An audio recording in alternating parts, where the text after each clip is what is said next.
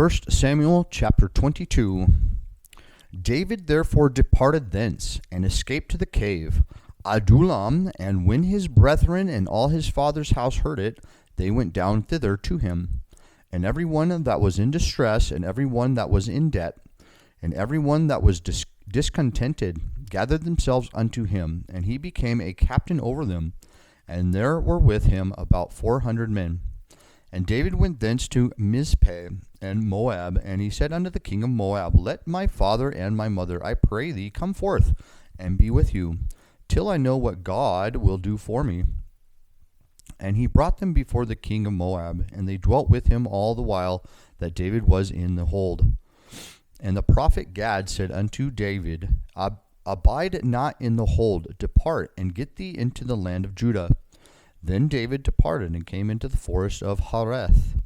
When Saul heard that David was discovered, and the men that were with him, now Saul abode in Gibeah under a tree in Ramah, having his spear in his hand, and all his servants were standing about him.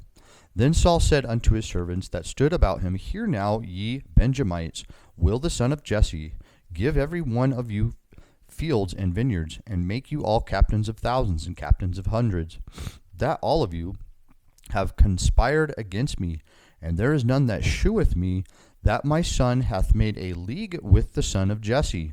And there is none of you that is sorry for me, or sheweth unto me that my son hath stirred up my servant against me, to lie in wait as at this day.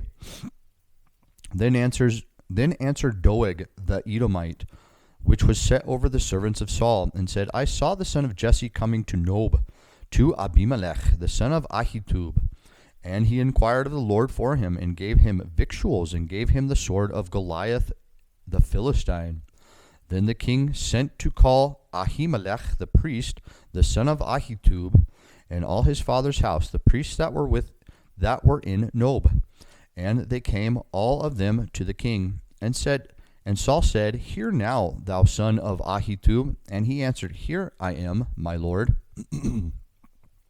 And Saul said unto him, Why have ye conspired against me, thou and the son of Jesse, in that thou hast given him bread and a sword, and hast inquired of God for him, that he should rise against me, to lie in wait as at this day? Then Ahimelech answered the king and said, And who is so faithful among all thy servants as David, which is the king's son-in-law, and goeth at thy bidding, and is honorable in thine house?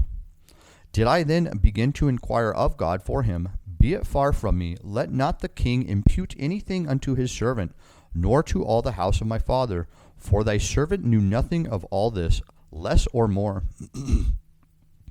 And the king said, Thou shalt surely die, Ahimelech, thou and all thy father's house.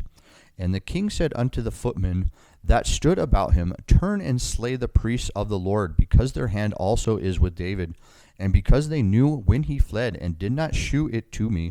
But the servants of the king would not put forth their hand to fall upon the priests of the Lord. And the king said to Doeg, Turn thou and fall upon the priests. And Doeg the Edomite turned, and he fell upon the priests, and slew on that day 85 persons that did wear a linen ephod. And Nob, the city of the priests, smote he with the edge of the sword, both men and women, children and sucklings, plural, and oxen and sheep, with the edge of the sword. And one of the sons of Ahimelech, the son of Ahitub, named Abiathar, escaped and fled after David. And Abiathar shewed David that Saul had slain the Lord's priests. And David said unto Abiathar, I knew it that day, when Doeg the Edomite was there, that he would surely tell Saul, I have occasioned the death of all the persons of thy father's house. Abide thou with me, fear not, for he that seeketh my life seeketh thy life, but with me thou shalt be in safeguard.